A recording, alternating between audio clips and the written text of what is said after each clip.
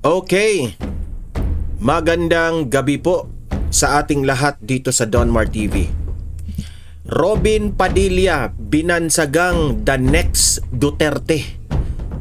Yan po ang kumakalat ngayon sa social media na ito rong si Robin Padilla ay mala Duterte yung style. Okay? Alam niyo ba kung bakit?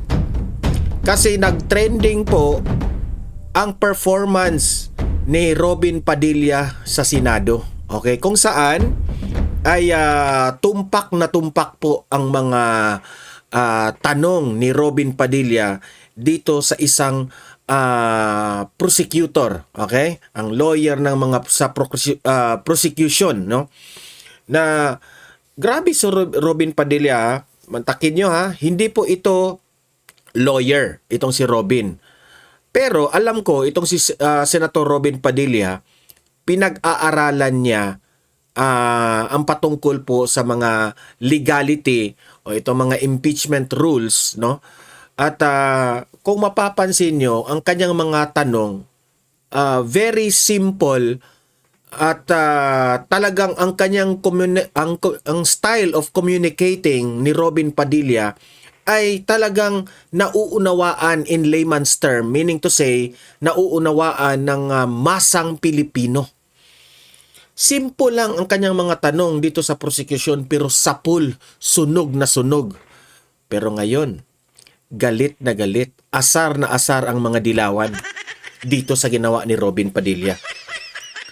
Kaya nga, trending na trending, Robin Padilla, the next Rodrigo Roa Duterte, palakpakan. Kaya nga, sabi ko dito ano kaya ang mangyayari na kapag itong si Senator Robin Padilla ay siya yung pipiliin na Vice President ni Inday Sara Duterte sa 2028 election. Yan ang ating abangan. Kasi po, ngayon sa social media, trending si Robin Padilla. Kung mapapansin nyo sa comment section, ang dami pong mga humahanga ni Robin Padilla. Pero itong mga dilawang tae na mga vloggers, na mga dilawan na mga artista, dilawan na mga mainstream media, mga news anchor, banat ng banat sila kay Robin Padilla sabi nila, artista lang yan, bobo yan si Robin, kung ano-anong mga sinasabi nila. Sometimes, itong mga kritiko ng mga dilawan, mga professional, nagpapanggap sa kanilang sarili na professional, matalino, kung ano-anong mga alam niyo naman ang mga dilawan, pasosyalan eh. Pero siguro dahil sa kanilang pagka-bright, no, nagiging bobo. Nagiging bobo sila kay Robin. Hindi nila nauunawaan sa level ng masa. Okay? Simple lang. Mamaya may ipapakita akong video sa inyo na kung saan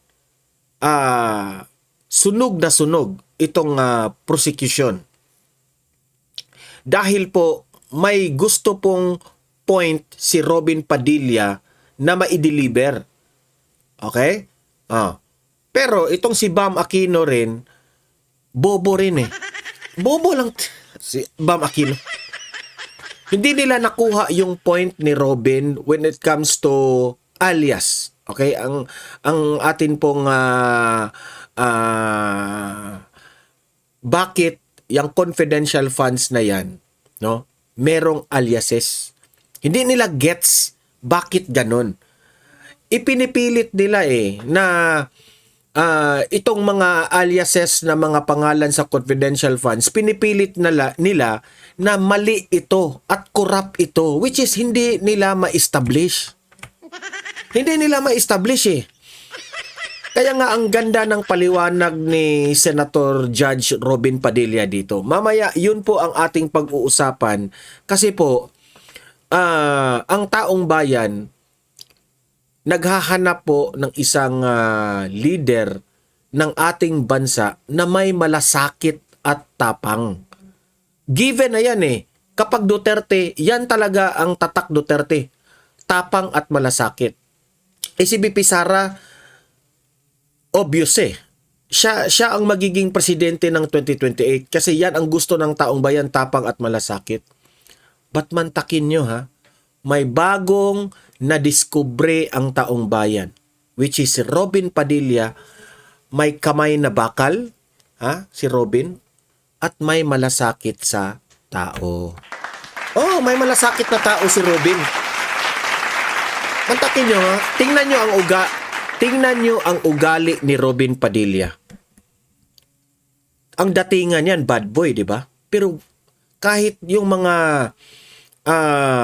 most, if not all, lahat ng mga artista na nakapagtrabaho kay Robin Padilla, si Robin po ay magalang na tao, very gentleman. Kahit tanungin nyo pa lahat ng mga ex-girlfriend ni Robin Padilla, magalang si Robin. Kaya tingnan nyo ha, kung napapansin nyo kay Robin, no? Ang daming mga naging girlfriend yan si Robin Padilla. Pero ni isang girlfriend ni Robin Padilla na may tanim na galit sa kanya, wala. Walang galit sa kanya. Oh, sa aking lang Vina Morales, isa yan, isa rin yan ng mga katandem noon ni Senator Robin Padilla. Makikita ko talaga kay Vina Morales kapag nagkita sila ulit ni Robin Padilla, talagang makikilig. Kasi kahit nagkakahiwalay na sila sa mga ex, itong si Robin, hindi nila makakalimutan ang pagiging gentleman ni Robin Padilla. Inaamin naman ni Robin na hindi hiwalayan siya dito sa mga ex niya kasi ang dami kasing mga babaeng humahanga kay Robin. Syempre si Robin, kagaya rin siya ni Tatay Digong, mahilig rin siyang magpakilig ng mga babae. Ang dami ring mga naging girlfriend. Kasi alam niyo naman, yung pagkalalaki natin, mahilig tayo sa ganda ng mga babae. Hindi ibig sabihin na babaero si Robin ha. Marami lang talagang humahanga sa kanya to the point na nasiselos. Si Robin siguro nung panahon na siya ay artista, hindi maiiwasan na kahit meron na siyang girlfriend, meron talagang lady na iba sa mga movies niya, no? Di syempre may mga selosan yan dahil sa sobrang ka-gentleman ni Robin. Yan siguro ang mga dahilan na hinihiwalayan si Robin. Pero kahit hinihiwalayan si Robin, hindi mo talaga hindi mo makuha na magalit ka sa kanya kasi gentleman aamin rin kapag nagkakamali pareha nga yan sa attitude ni Tatay Digong. Kahit nga si Tatay Digong, ang daming mga girlfriend yan, pero yung mga girlfriend yan, mahal na mahal yan si Tatay Digong That's why, ang nakikita nila kay Robin Padilla is may puso. Okay? Very gentleman. And ngayong senador na siya, focus naman siya sa pagmamahal niya. Hindi na babae ang minamahal niya ngayon, ha? Ang pagmamahal niya ngayon sa bansa na. Given na yan, si Mariel, asawa niya yan. Yan yung pinakamahal niya, no? Pero, ang number one na focus ngayon si Robin sa kanyang pagmamahal ay yung ating bansa. At yan po ay hindi naiintindihan ng mga dilawang tae. Naaasar sila. Okay? So, sasagutin natin yan mamaya. Bakit si Robin Padilla, the next Duterte, President? Yan, tatanungin natin yan. At grabe guys, itong si Katonying rin, may ipapakita akong video. Binanatan si Senator Raffy Tulfo. Di ba? Ito. Kaisa lang akong sabihin ito ang mga tulfo, ito ha, yung mga tulfo na yung magkapatid na tulfo, they project themselves na lalaki. Lalaking lalaki.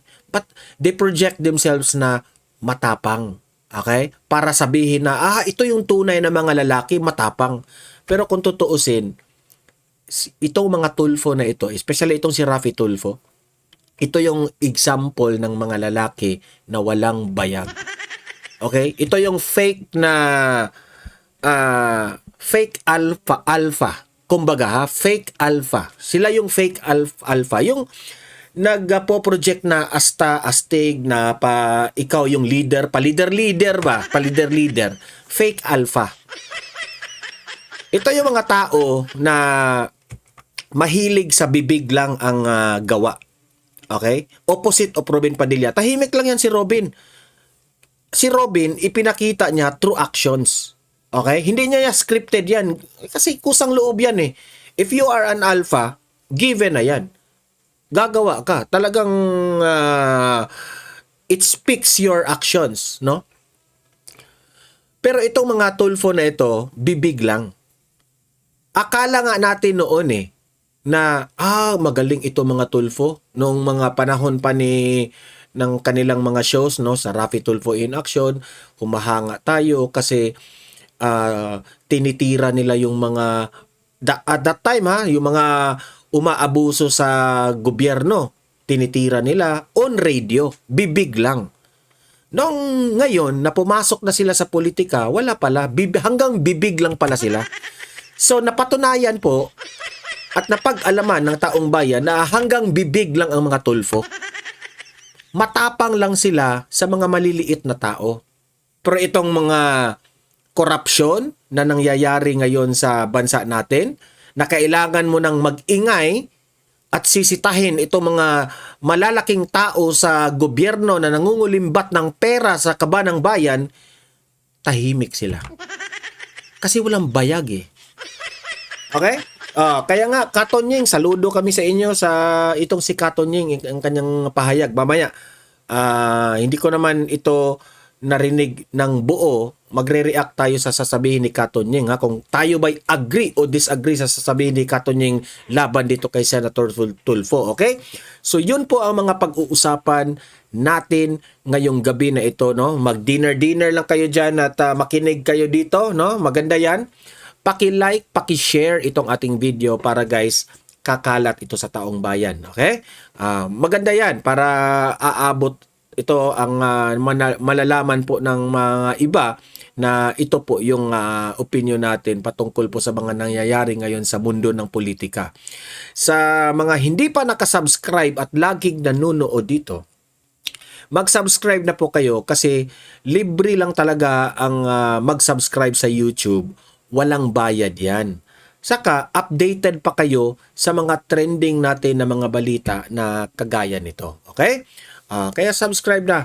At pahabol natin ng mga greetings, no? Marami kasing nagigreet sa atin. Ako puyat ako, hindi ako nakapag-vlog kaninang mga 12 noon, no? Kasi tulog tayo kasi naglaro kami ng pickleball. Tapos pagkatapos ng naglalaro kami ng pickleball, nag-relax kami, nag-usap-usap, ganon, with friends, no? So, maraming din salamat sa mga kaibigan ko, no, na who stayed along with the party na parang enjoy lang, relax, walang pressure, no? So, ako rin ay magpapasalamat rin sa channel na ito ng Donmar TV sa ating YouTube at sa ating Facebook, okay? Marami po tayong followers, no? Maghalos 6 years na po tayong nagva-vlog at marami talagang nagsusuporta dito sa channel natin at marami pong nagmamahal sa atin. Lahat ng mga comments ninyo binabasa ko araw-araw, talagang nakakataba ng puso na you wish for my family, God bless, pang araw-araw talagang nakakataba ng puso na kahit small time vlogger lang tayo pero marami pala tayong mga puso na na-touch sila sa ating vlog, okay? Basta honest lang tayo sa ating vlog, wala tayong inaapakang tao, honest lang tayo sa ating opinion, talagang magugustuhan tayo sa ating mga audience. At yan naman, kayo naman talaga ang inspirasyon ko dito na bakit hanggang ngayon, araw-araw ay nagva-vlog tayo para sa aking mga audience. Kaya sabi ng ako, magpapasalamat ako sa mga nag-greet sa akin, no, ng birthday ko kahit sinabi nilang 52 years old ako. Na I'm still 44. Na-appreciate ko rin kahit ginawa nyo na akong matanda, pero ganun pa man, mukha tayong matanda Paano na yan? Wala akong pakialam. Basta masaya lang ang aking audience. Okay yan sa akin, okay? Linda Ligaspe, good morning, Donmar TV, watching here in Pasig. Ma'am, thank you. Maribel Serafin, morning, Sir Donmar, late watching na po ako. Naubusan na ng internet. Now lang nag-recharge ulit. Thanks for sharing, Sir Donmar. God bless po. Ma'am Maribel, thank you. Prince Sander Rolly. Ayan, good evening, sis Donmar TV. God bless you. Happy birthday, sir. Father blessed you. From Lilia Manipon. From Ordaneta. Hindi nagmali, sir. Nasa line of 4 teats ka, sir. Ayan. Maraming salamat, Prince Sander Rolly. Adet Gonzalez, happy birthday, Donmar. Watching your vlog always. Maraming salamat, Ma'am Adet. Rosalinda Bagares, happy 44th birthday, Donmar. God bless you, viewing you from Butuan City. Ayan, maraming salamat, Ma'am Rosalinda. Thank you po sa inyong lahat. Ayan, pahabol tayo dito. Ito yung Tumblr ko, na pareha kami ni BP Sara. Nandyan lang yung link sa mga gustong bumili dito sa Tumblr na ito. Pareho tayo kay VP Sara. Okay? Yan, malamig yan na tubig. Yan, na-explain ko na ito. Okay? So, ayan, dyan lang kayo bumili sa link na yan para meron tayong kaunting komisyon para po sa tuition fee ng anak kong si Brad. Ayan, pang tuition, may na lang, di ba? Okay. So, heto na nga, no? Ito yung dahilan kung bakit si Senator Robin Padilla ay tanggap ng taong bayan, fully tanggap ng taong bayan na siya po ay pwedeng maging presidente ng Pilipinas soon after Vice President Inday Sara Duterte. Panoorin niyo itong video na ito at pagkatapos nito ay magre-react tayo. Play! Kamahalang hukom, meron lang po akong tanong sa ating saksi. Opo. Ginoo, sa palagay niyo po ba karapat-dapat lamang na gumamit ng alias kapag confidential fund ang pinag-uusapan? Sir, as someone who does not know, sir, implementations of parang mga confidential activities on the ground, sir, I cannot, hindi po ako makakasagot ng maayos, sir, kung pwede po ba or hindi. But based on...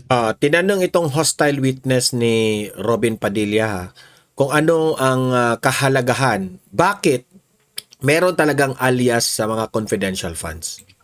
Information that I got, sir, when I consolidated the answers for the AOM, sir,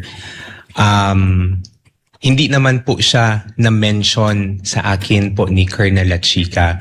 But I know, sir, that activities, confidential activities are considered to be sensitive, and there might be individuals or groups that need to be somehow protected, sir, because of the information that you would be getting from those people, sir. So, yun po yung tingin ko, sir. Hindi ko categorically masasabi na pwede po yung alias or hindi. But going back to the JMC also, sir, sa Joint Memorandum Circular, there is no specific provision, sir, that indicates kung paano po yung paglagay ng mga pangalan sa documentary evidence of payments. Okay, maraming salamat po. Meron po akong tanong sa prosecution. Heto na yun Watch closely, listen closely paano sinunog ni Robin ang punto nitong prosecution na mali talaga sila dito sa kanilang pag-question sa alias. Okay? Magandang hapon po. Napakaganda po ng inyong ngiti. Good Opo. afternoon din po, sir. Opo. Batid po ba ninyo ngayon, mga petsa na to, kung ano ang pinagdiriwang natin sa Pilipinas? Magmula po Ogo, 19 hanggang 30. Buwan ng wika daw po, sir. Bukod po sa buwan ng wika, National Heroes Day. National Heroes Day. Ito po ay hango sa ating mga bayani. Tama po ba? Opo. Opo. Tingnan nyo ha, gaano ka relevant ang tanong ni Robin Padilla sa ngayong Agosto, sa mga nangyayari, current events, okay? Itong current events ngayon, kinokonek niya ito patungkol sa issue ng aliases. Tingnan nyo ha, gaano katalino yan. Naniniwala po ba kayo na ang ating mga bayani ay may mga alias? Kilala niyo po ba sila Di Masalang? I'm sorry po sa aking history teacher. Ayan, opo. Hindi ko na po maalala. Ito po masyado. ang pinakamagandang panahon para maipaalala po sa inyo na ang ating mga bayani ay gumamit ng mga alias. Di Masalang, Siling Labuyo, Tikbalang, Tagailog, May Pag-asa, Buwan, Magdalo, Leon Kilat, Vibora, Lakambini, Paralitiko, Dimas, Alipato, Liwanag, Balite, at marami pa pong iba. Ano po ang kahalagahan dito, palagay po ninyo? Ang alias po, anong kahalagahan? Well, first, sir, first, Your Honor, I cannot comment because I'm not sure of the circumstances. Ito ha, hindi naman siguro ito hindi niya alam. Naging lawyer ito, patalino ka. Pero, nagbubobobohan ka ngayon dito. Sa example ni Robin. Ganyan yan eh. Ang mga dilawang tae kasi, mga hipokrito yan eh. Ngayon, nagpapanggap siya na hindi niya alam, ganon, ganyan. Pero alam niya kung saan na patungo itong point ni Robin. Ayaw lang niyang magbobobobohan siya para hindi niya ma-confirm, hindi niya aaprubahan ang point ni Robin Padilla. Surrounding their use of alias. Under the anti-alias law, sir, inaalaw naman po yung paggamit ng alias provided kailangan po nakabanggit din, nakadisclose kung ano yung real name. So it's not completely prohibited provided they also provide the real Opo. the real name. So, Pakisagot lang muna po yung tanong ko bago po yung explanation po ninyo. Pakisagot lang po kung narinig nyo na po yung mga alias na yan. Ngayon lang po nyo narinig. some of it po, Ayo. Your Honor, to be candid, some of it I've already heard. Magmula po 1892 hanggang 1896, ginagamit po nila ang mga alias na yan. Nagkaroon lang po ng isang traidor, ang pangalan ay Teodoro Patiño, na nagbulgar sa Katipunan. Alam po ba niyo? Yes, Your Honor. But the circumstances then were different because we were Bakit po iba? under... Bakit po iba? Bakit po na iba? May gera po nun, sir, and we were under Wala po ba tayong occupation. gera sa NPA? Ang NPA po, merong mga alias. Meron pong kakobra, kaagil. Diyan pa lang ha, sapol na siya ni Robin. Dahil dati raw, may giyera. Ngayon raw wala. Anong wala? Yan nga, ito nga mga NPA na ito, isa ito sa malaking problema ng ating Pilipinas. Na minamahal nating Pilipinas. Sagabal ito sa gobyerno natin. Makailang beses na nating nakipag-negotiate dito sa grupo na ito pero wala pa rin. Iba talaga. No? Kaya nga, kinonsidera na ito ni Tatay Digong dati. Kasi si Tatay Digong dati, inano na ito eh. Ginawa na ang lahat ng options ni Tatay Digong, ni former President Duterte, lahat ng options binigay niya dito sa grupong NPA na makipag-friendly sa kanila, kung anong gusto nila, inunawa natin, ganun, ganyan. Pero still, ano pa rin eh, delikado pa rin itong grupo na ito eh. Kaya nagkaganon. To make the long story short, ang punto ni Robin, yung dati na in-example niya at ngayon, the same. Marami pong mga Pilipino na mga nabibiktima dito sa grupo na ito. Okay? And dito ngayon pumapasok ang confidential funds. Nakakatulong po ito para buwagin itong mga gagong ito. Kalawin, katigre, kakapre, kasirena, kaadobo, kasinigang, kapansit, katinola, kasile, kakamote, kabawang, kamaksi, kalabuyo. Strictly speaking, Lahat po yan, sir, ginagamit iba po na yung alias. internal armed conflict, iba naman din po yung war. Bakit po na iba? Pareho po itong clear and present danger sa atin. Correct. So ang gusto ko lamang pong ipaalam sa ating prosecution na napakahalaga po ng alias sa panahon ng... Kayo po, sagutin po nyo, sa panahon ng... Gera, sir. Your Honor. Ang confidential po. Ang pagkilos confidential ay napakahalaga at hindi po ginagamit ang pangalan at hindi po pumipirma. At alam niyo po ba, noong September 12, 1896, ano nangyari? Merong nagkaroon tayo ng 13 martires.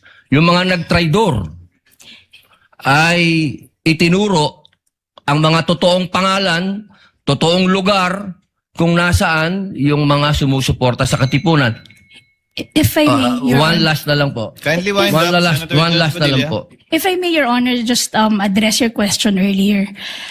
With all due respect, Your Honor, the prosecution respectfully submits that whether the use of alias is allowed or not and whether it's necessary or not, to us, that is a non-issue because that was never raised Hindi po by pwedeng the... maging non-issue sapagkat ito po ang ipinalalabas ng prosecution. If I may, Na Your may Honor, mga pangalan, na mga katawa-tawang pangalan. Mas nakakatawa po itong mga pangalan nung mga nangyari nung araw. with all due At isa respect, pa Your po, Honor. isa na lang if po. Kasi isa na lang po.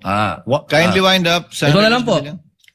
Kilala niyo po ba kung sino si Marcel Bonifacio? To be candid, Your Honor, Oh. I'm not Sino po? familiar. Si Benigno I'm sorry, Aquino Your Honor. Jr. Si Ninoy. Siya mismo may alias. Maraming salamat po. Your Honor, if I just may, Your Di ba? Tamaan siya doon. Dilawan ka eh.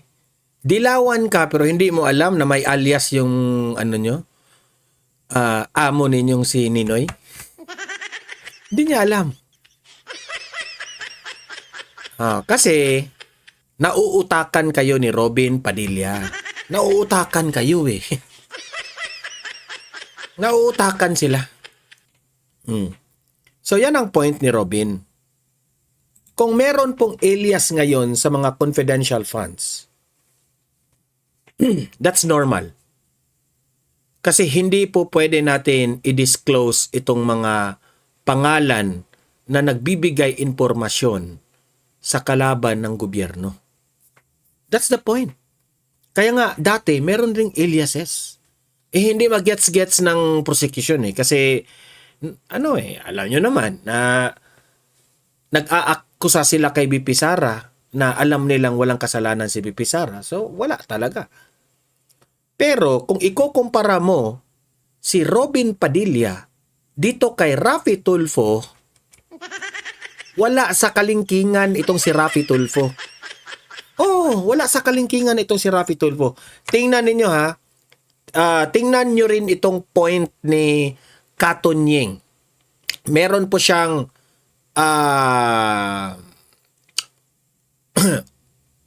opinion patungkol po sa nangyaring sinabihang stupid ni Raffy Tulfo itong si Gina Acosta. Ito ha. Play natin. Katonying, pasok. With all due respect, Senator Raffy Tulfo, maaaring nabubusit ka na kay Gina Acosta. At baka nga, bago pa mag-umpisa yung trial, meron ka ng mindset, sino pang mga senador, laban kay Gina Acosta at baka nga laban kay VP Sara Duterte. But we can ask difficult questions without being rude. Correct. Alam nyo, Tama kaming ka talaga mga dyan. sikat, ayun. Tulad naman, nilalakay, kaming mga nasa radyo, ang tawag sa amin public figure. Di ba? Hindi lang po kami, pati mga government officials, mga senador. Kaya po ang tawag sa amin public figure. Meron pong mga sumusuporta na rin po sa amin kahit papano. Sa madaling salita, kami po ay nakatutulong sa paghubog ng ugali, asal ng mga sumusuporta sa amin. Kaya may pagkakataon kapag kami pinagsalita dito ng marahan, mukhang matalino, inaangaan kami ng aming mga taga-sunod. Norm. Akala nga talaga ng maraming mga tao, especially kung sikat yung nagsasalita, pwede pala yun. Hindi ba? Kaya nga naging norm ikaw ay matapang, and they are able to emphasize your point pag kayo nagmumura. Masaya, malungkot, galit, nagmumura. Yan na po ang naging parte ng ating lipunan ngayon. Sino po ang sabihin nating may sala? De kami. Kami, dahil ginagawa namin yan eh. Katulad, alam niyo, sabi nga po ng isang matandang announcer na nagturo sa amin nung araw, pero pumanaw na po siya, si Ka Gerson Samson. Sabi ni Ka Gerson Samson sa akin, you can be empathic, you can ask difficult questions without being rude. Di ba? With all due respect, Senator Raffy Tulfo. Natatamaan ka dito, Senator Raffy Tulfo. Tapang-tapangan eh. Tapang-tapangan. Wala sa lugar na yung tapang-tapangan nila eh. Maring nabubusit ka na kay Gina Acosta. At baka nga, bago pa mag-umpisa yung trial meron ka ng mindset, sino pang mga senador laban kay Gina Acosta at baka nga laban kay VP Sara Duterte. But we can ask difficult questions without being rude. Yan. Opo, pwede Diba? po nating gawin yon. Pwede pong gawin, lalo na ng mga senador. Diba? Siguro gigil na si Senator Tulfo, hindi naman natin siya mapigil. Pero Correct. at masisi. Pero to call someone stupid, ang ibig sabihin po ng stupid, tanga. Ano? Kawawa yung Gina parang Acosta eh. baka maging norm na naman yun baka yun ang maging maraming tagahanga si Senator Raffy Tulfo and mga senador for that matter. Diba? Pero, Sana po ay maging bahagi tayo ng paglikha ng isang mabuting Pilipino. Tayong mga nasa media, public figure in general, dapat makatulong po siguro tayo sa paglikha ng mabubuting tao. correct. Diba? Tama. Hindi lang po sa paggawa, kundi pati sa pagsasalita. Correct. Tumpak na tumpak talaga sinasabi lahat ni Katunying. 'Di ba? Pahiya si Tulfo eh. Napahiya si Tulfo kasi kinukumpara ngayon si Senator Raffy Tulfo dito kay Robin Padilla. Si Senator Robin Padilla po, no?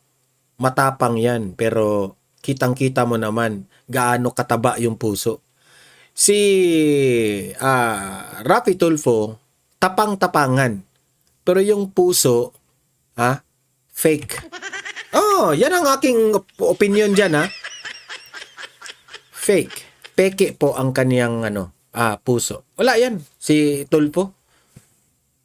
Ano lang yan? Mayabang.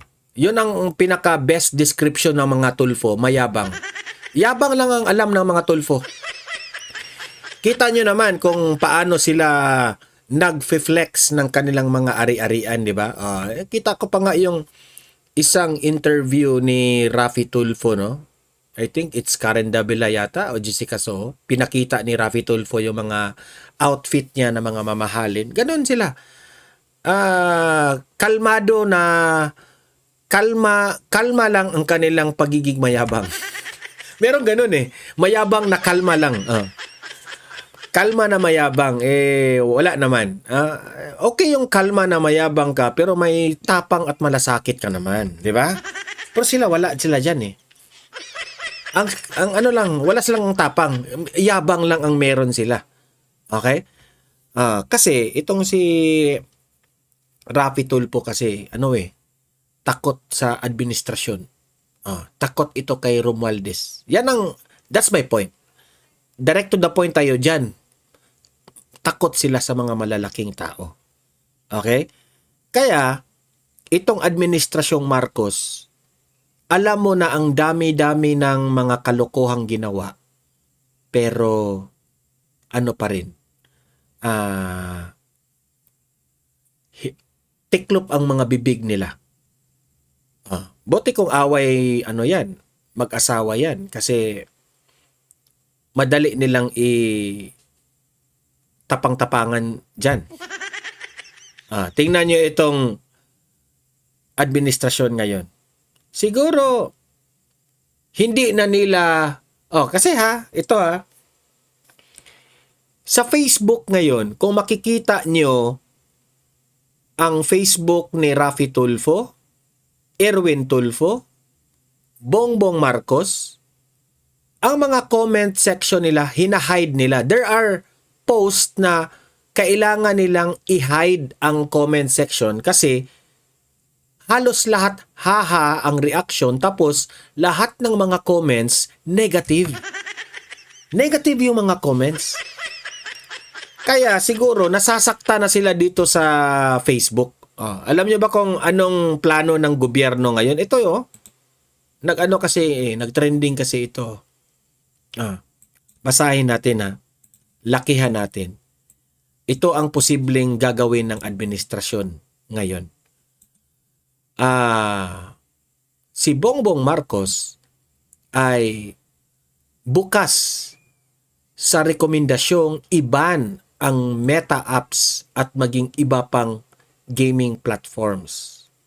Kasunod ito ng panukala ng Cybercrime Investigation and Coordinating Center or itong CICC na iban na ang Facebook sa Pilipinas dahil sa mga insidenteng ng karahasan sa bansa.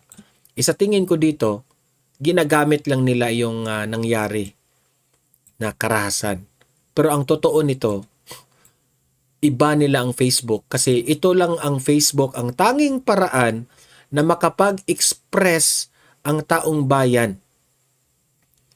Di ba kung iban mo ang Facebook, hindi na makapag-comment ang taong bayan sa gusto nila.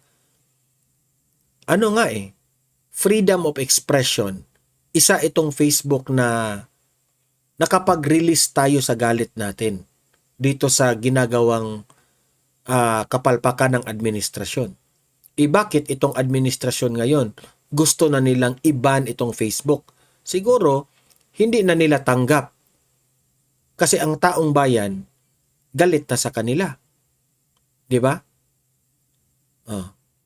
Kasi, hindi naman kayo gumagawa ng tama dito sa gobyerno natin Di ba?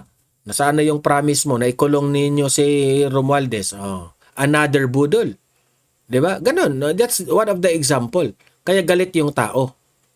Kasi kayo, mahilig kayo. Kung papabor sa inyo, okay. Kung hindi papabor sa inyo, ngayon ipaban na ngayon ang Facebook.